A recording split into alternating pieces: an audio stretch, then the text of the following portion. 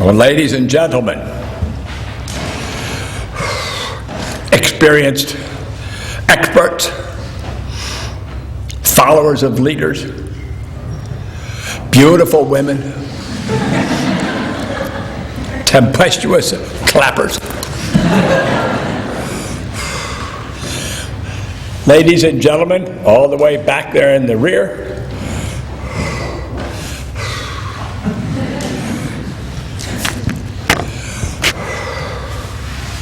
and everyone, really, everyone who is present here, and everyone, and that means every one of you all, I thank you. Not only for inviting me here, which is pretty much nerve-wracking for me, but I thank you for all that you and your predecessors have done to establish the unique qualities of this enterprise, of this place. It's presumptuous for me to say what I'm going to say, but I can't help but think that the men and the women who were instrumental in bringing into existence this extraordinarily attractive and significant entity are very much pleased by the kind of leadership you give to this place. And I'm certain that everybody who comes here, like me, hopes to do something which will not in any way minimize your reputation. I'm not sure myself that will be the outcome of my talk, but I pray to God, and I ask you, God, to give me every bit of help you got handy.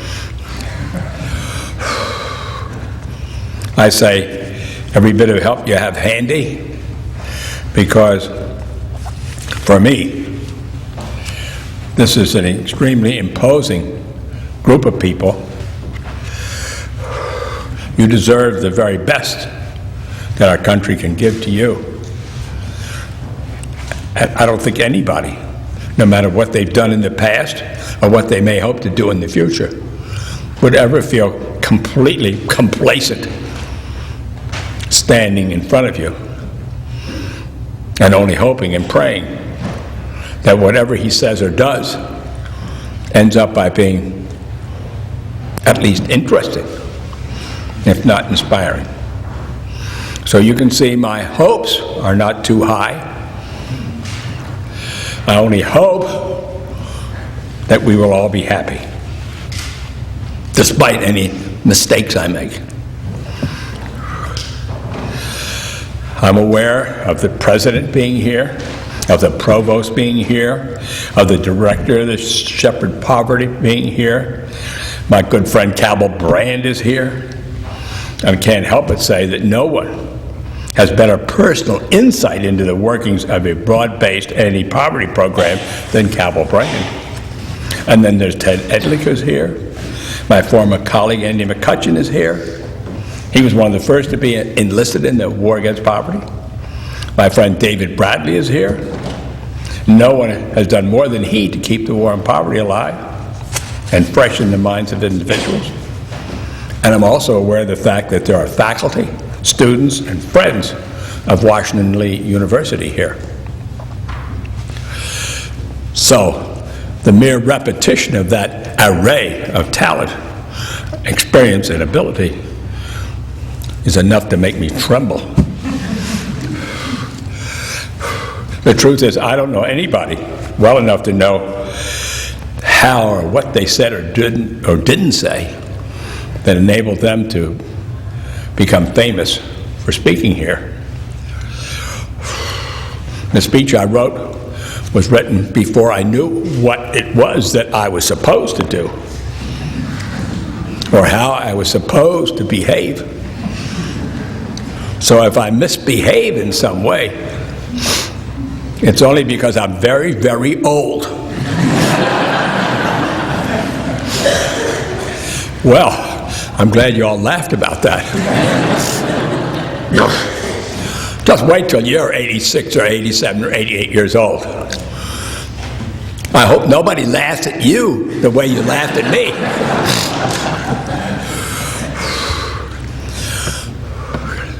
I honestly think it's somewhat spooky that anyone who's as old as I am, I'm 86, would have a chance to speak to all of you who are so young.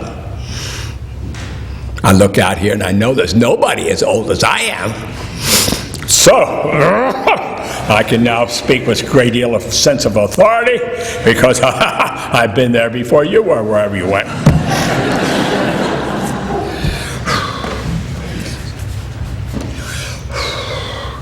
Well, first of all, I think I should and I'd like to congratulate Washington and Lee on its innovative, imaginative Shepherd Poverty Program. All of you connected with that are giving students the joy which can only be experienced when we give of our time and talents to others. I hope, truthfully, that the Shepherd Poverty Program will be replicated around the whole USA, and for that matter, around the world. I won't say anything more because I might get implicated in it somehow or other. So tonight, I'd like to address my remarks to the students of Washington and Lee. I know many of you have been students. Some of you may never have been students. I was never a student. So if there's a lot of people here who never were students, please help me. But I've chosen a simple, I think, but maybe an unusual message for them, these students. It's just this, speaking to the students, that I say, I wish I were you. Not because I wish I were young again, but because you, young men and women, are the best placed and the most qualified to make the 21st century what it should be. A new, unified, compassionate, courageous, and peaceful century. That is not to say that someone over the age of 60, 70, or even 80, such as myself, could not contribute something meaningful to the world. Cabell Brand is doing exactly that. You all know that. He's not content to rest on his laurels as a successful businessman and creator of Total Action Against Poverty. And although now retired, Cabell and Shirley are busier than ever, devoting their time, talent, and considerable energy to the Cabell Brand Center for International Poverty and Resource Studies at Roanoke College.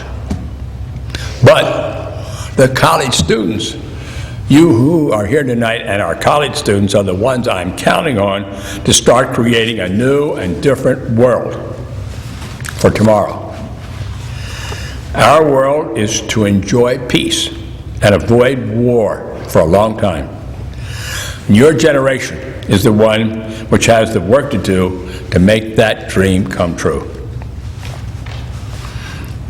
In my day, our challenge, when I was in the government, was only to win victories just for our own country. And there were parts of the world, like the Middle East and Afghanistan, Northern and Central Africa, where battles then being fought only to save one country threatened by greed from another country.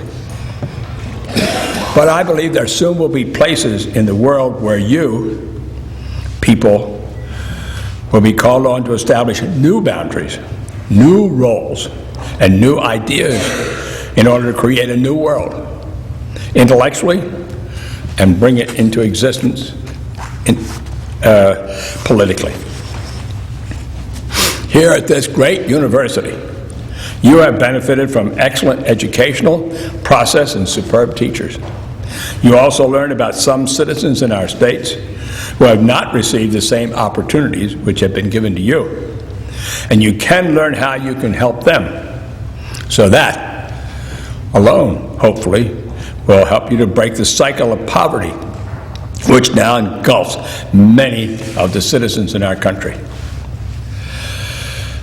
I hope that these new opportunities and new ideas will enable you and inspire you to create a new world in and for the 21st century. But I think you almost must seek to create a worldwide common humanity rooted in common existence for all of us together, with all the younger men and women over the entire world. I hope, therefore, when you leave Washington and Lee, if you do leave, that you will remember what Martin Luther King said. He said you ought to believe in something unselfish in life and believe that thing so fervently that you will stand up for it everywhere on earth to the end of your days. Whether you become doctors or lawyers, teachers or technicians, fathers and mothers, parents or politicians, I hope you will think about work for peace. For peace. For peace. Here at home, there is an unease and a fear driving our public debates and our public policies in ways that divide us one from another. Elections are run by those who seek so-called wedge issues based on misinformation frequently and demonization of what they describe as the opposition. We hear that illegal aliens are taking our jobs, that women get the work that should be going to men, and that some minority groups are described as lazy, violent, and ignorant. And when we see successes among us, the immigrant family which has fled opposition abroad and found opportunity in America, the African American or Latino who has risen to national prominence, the women or the woman who has become a leader in her field. Too often we hear muttering that they didn't really deserve what they got, that their success was not due to hard work, sacrifice, and ability, but to something called quotas or affirmative action.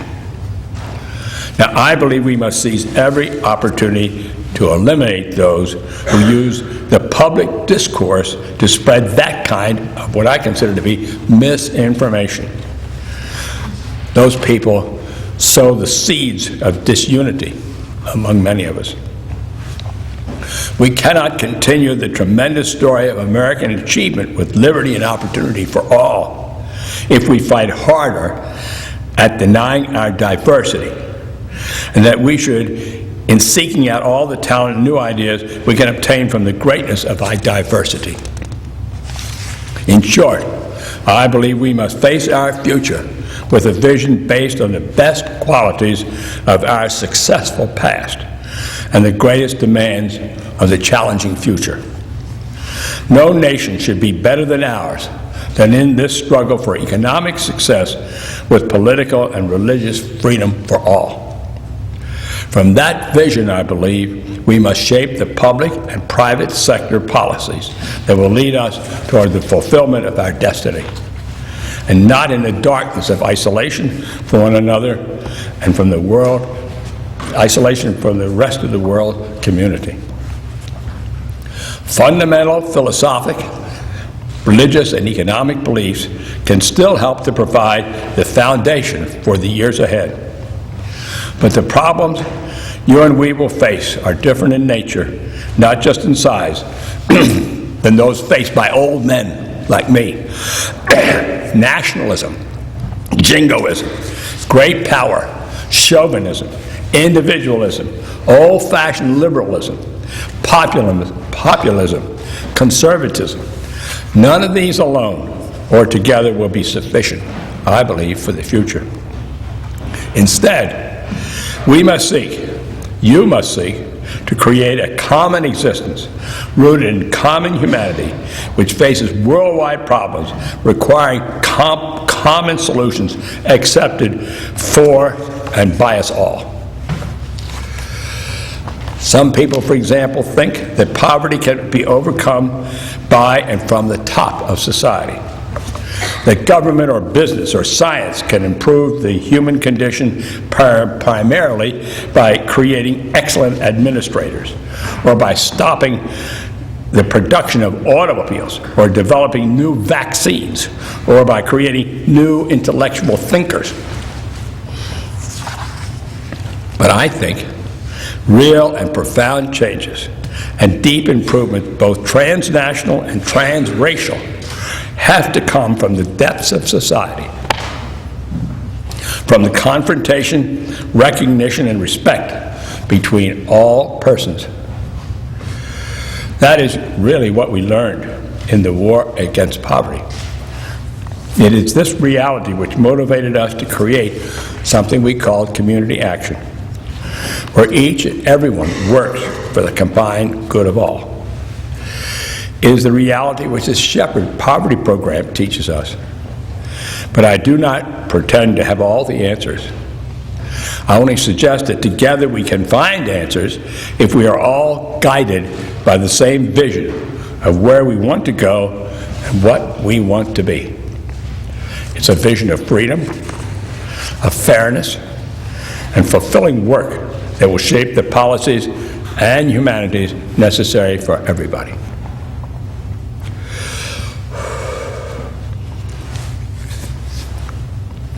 Our country was founded upon our famous Declaration of Independence.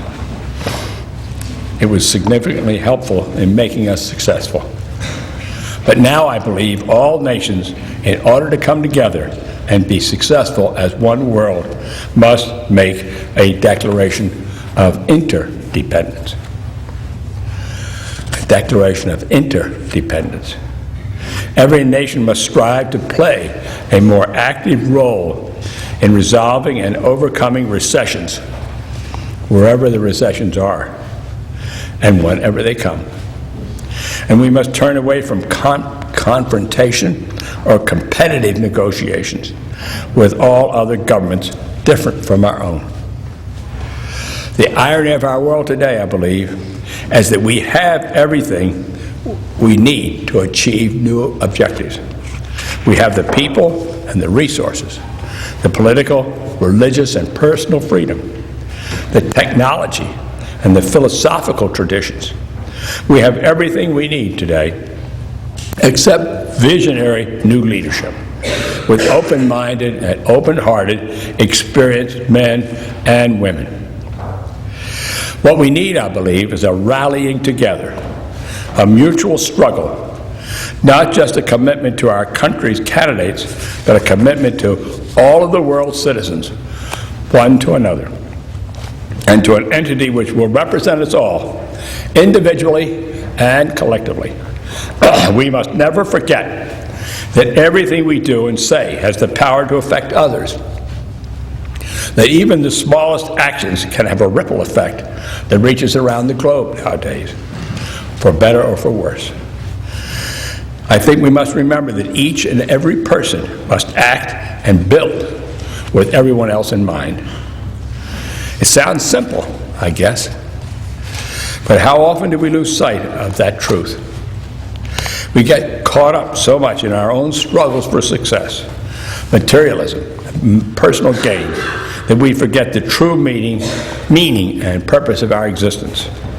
It's not just about me. It's not just about you. It should be about us, all of us. How can we all work together for the common good? Now, more than ever, we shall have to depend on one another for our very existence. We're not just Americans, or Jews, or Muslims, or Catholics, or rich, or poor, or famous, or obscure. Yet some of us still wear those labels today, during our short existence here on earth. But we must, I believe, bequeath to our children and grandchildren a world where there will be only two choices: peace or death. As for me, for my children, my wife, and my friends, I choose peace. What our world needs now, I believe, is a call to peace and to service. Peace and service on a scale we have scarcely begun to imagine. A famous man, Jacques Maritain, said, "It is not by the sword that deliverance comes to nations. The sword cannot breed peace. It can only impose terms of peace." Today, the only forces that are to renew the earth must proceed, I believe, from within you, from your spirit and your vision. Every one of the old people like me are looking to and praying for you, the young leaders of tomorrow, to renew the earth in spirit, in brilliant, unprecedented ways. Many foolishly believe that the power of youth comes from your physical vigor and stamina, but I believe real strength must come from your psychological advantages, your religious convictions, and your idealism. Your belief that anything is possible combined with energy to go out and make it so. That is the power and enthusiasm of youth.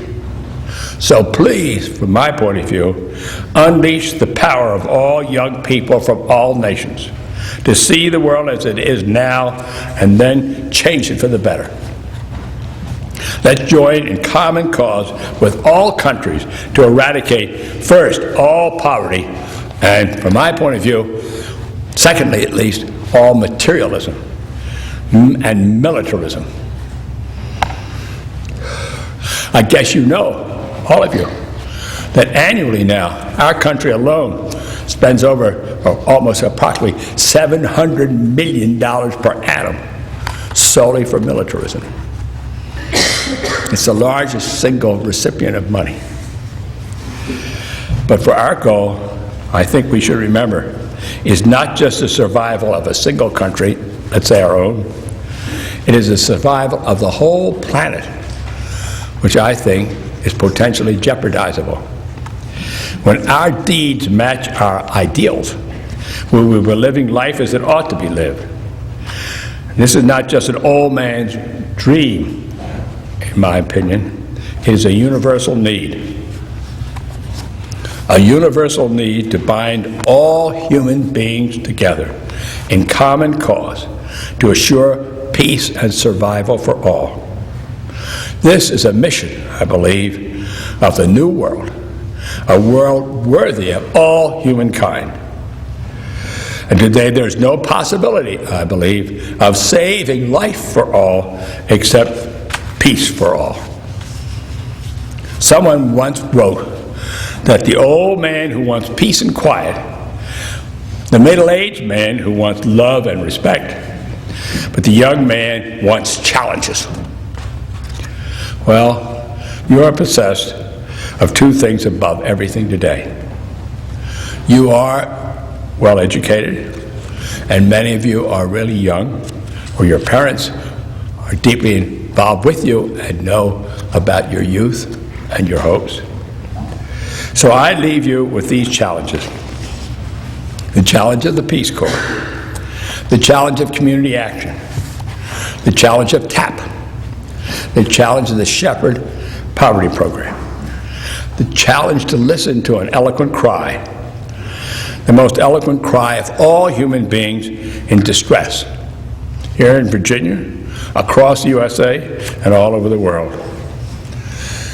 Then and then only, when we're listening that way and responding to what we hear, will we have a new 21st century, a century which has never before existed, the 21st century. A world created by all, safe for all, approved by all, and thus blessed by God with liberty and justice for all. That's what I hope all of us together can help to create for all the world in the 21st century. And therefore I hope and pray that everybody here will be glad to join that kind of an effort for peace for all over the world and forever. Thank you.